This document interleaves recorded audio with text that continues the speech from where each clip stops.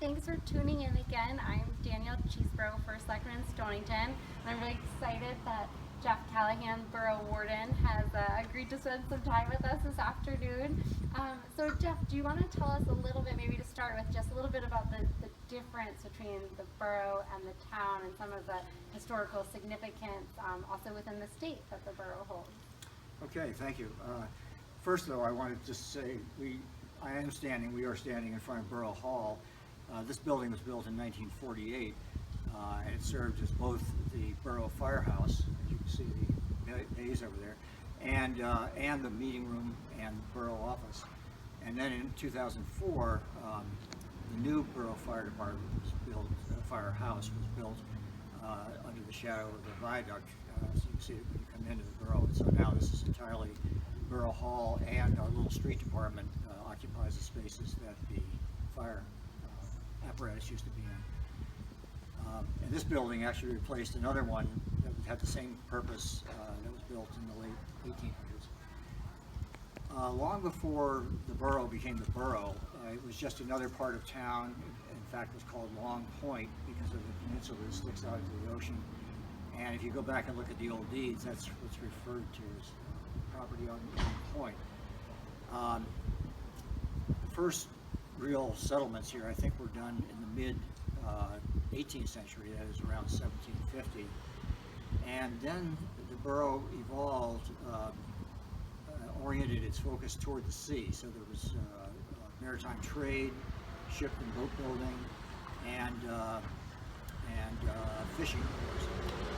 And as that happened and the borough and the village grew, people, the leaders in the village really decided they wanted to be able to have some additional services that probably the surrounding farmers didn't want to pay for. So they went to the legislature, and the legislature passed a charter in 1801. We became the second borough in the state and are now the oldest still in existence. The first one, interesting enough, was Bridgeport, which of course now is the biggest city in the state. Anyway, the borough structure was laid out in the charter, and the chief elected official is called the warden, because they'd already used titles like selectman and mayor, and they were running out of names to give people. And then the council are called burgesses, so it's the Board of Warden Burgesses. And unlike the town, we are the legislative body. So the board passes ordinances, passes the budget, and so forth. The residents have the right to petition those decisions, but we don't have to have a borough meeting to pass these things. So the warden job is a very interesting one. It involves a lot of different things, because basically it's me and one person part-time are the staff. So I've gotten into all sorts of things I never knew I'd be interested in or have to deal with, like insurance and healthcare and all sorts of human resources things.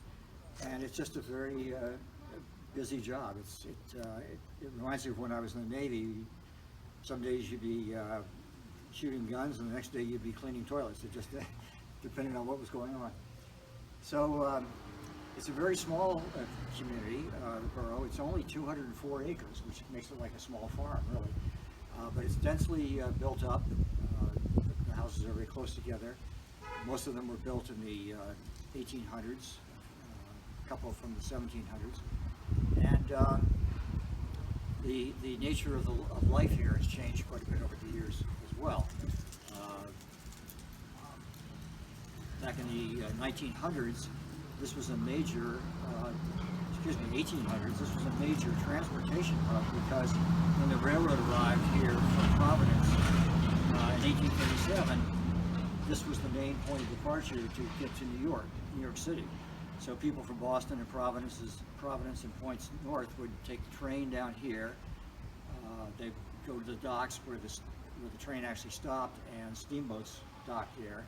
And then they'd take the steamboat across to New York City, and vice versa. And shortly after the arrival of the railroad, a big hotel called the Wattawatic Hotel was built where the library is now. And that's why that's called Wattawatic Square. And that very intense period of people coming and going and so forth lasted for only about 40 years or so, maybe 50, until the railroads were able to bridge the various rivers in the state, and people could go directly by rail from Boston to New York. The Wattawattack Hotel was then torn down, and of course the library was built. The other thing that's changed in the course of the 200 years or so that the borough's existed is the makeup of the residents. Initially it was settled by English and people who are English descendants, but then came the arrival of Portuguese, Irish, Italians, Germans who worked in the velvet mill. So there's been quite a range of different communities who've come here and enriched our community greatly. And the other thing I'll mention is the population.